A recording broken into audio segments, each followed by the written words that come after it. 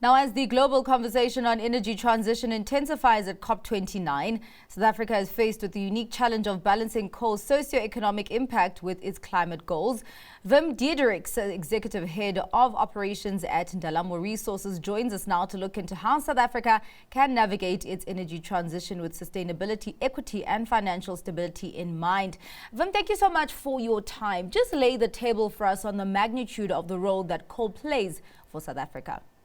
Yes, so obviously coal play a huge role for South Africa, not only just from a, let's say, income point of view, but also from a job creation point of view, obviously supplying energy to the country from a social point of view. So there's no doubt that coal plays a huge role for South Africa, the economy, jobs, as I've mentioned. So you can almost, difficult to picture yourself without South Africa, without any coal. So there's no doubt about the role that coal currently plays in South Africa for a lot of reasons. But now we're looking at a green energy transition, and with South Africa's dependency on coal, does that then not make us too comfortable or too complacent when it comes to the acceleration of renewable energy and capabilities? Yeah, I think in a sense it does, but I think obviously with the wisdom that one knows with regard to the importance of clean energy and the direction that the world is taking with regard to clean energy, which is I think every citizen in this world's responsibility to try and make sure that we support the clean energy drive. I don't think the coal, let's say, make us complacent.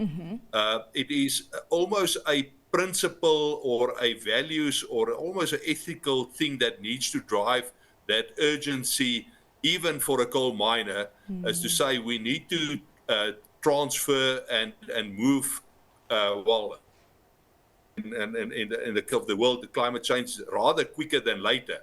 So I think it is our responsibility to make sure that we move towards a cleaner energy, although we've got, let's say, the luxury of coal in South Africa that might make us a bit more complacent, but I don't think that is the case. Wim, do we have a clear vision in South Africa in terms of our energy needs and what we need to do to actually get to the goals that we should get to in terms of zero emissions? And do you think that even with a vision, we actually do have significant capabilities to follow through with that?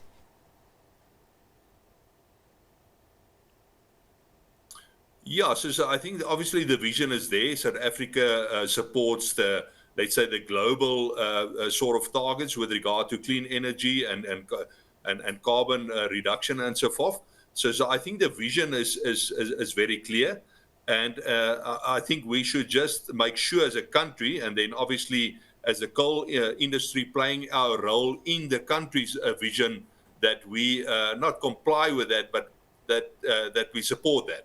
So I think the vision is very clear, and we as the coal industry and all citizens should play our part with regard to, let's say, achieving those goals, which I think we are doing.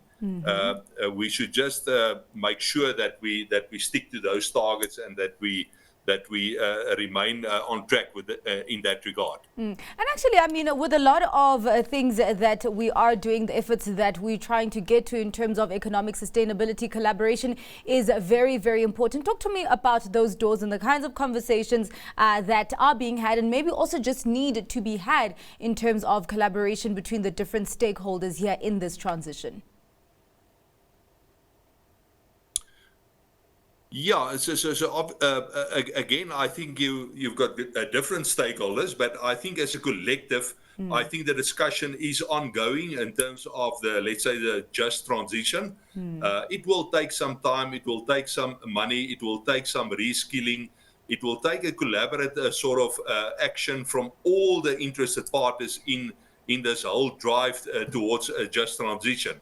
So as the coal industry, obviously you've got the unions and the worker class that might see this as a bit of a threat. But I think it will take all the stakeholders to make sure that we can reskill people and that we can, let's say, also create new jobs in the cleaner environment.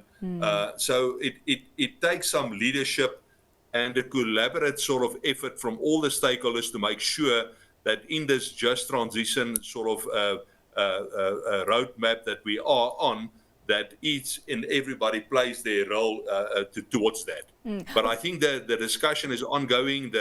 I think there's a willingness from everybody to participate in that, even if you maybe wear a different hat in this, let's say, collaborative sort of environment. Yeah.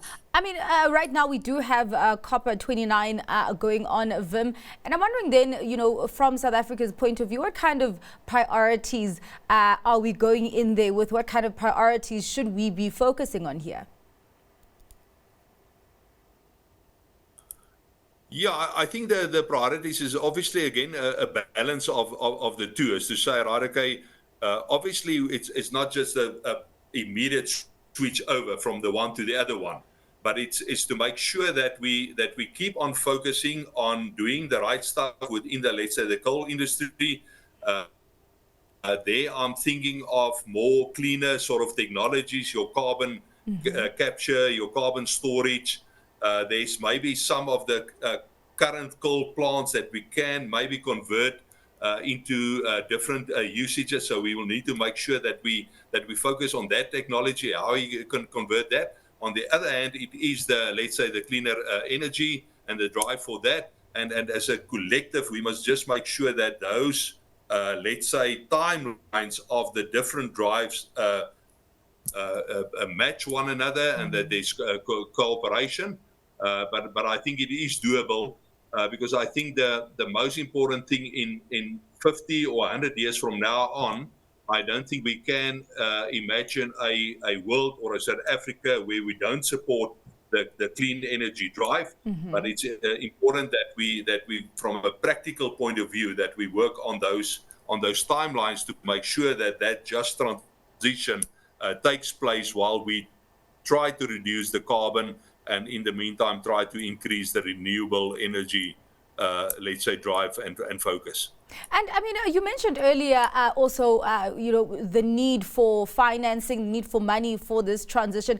And I'm wondering how much of a task is it to then mobilize that capital for this effort? Yeah, I think capital will always be, like almost in any business, it will be a challenge. There's always more need for capital than the capital is available. But I think it's important that specifically South Africa also rely on the different sources of the capital. It is your, let's say, your clean, the world funds that you can tap into. It is the banks.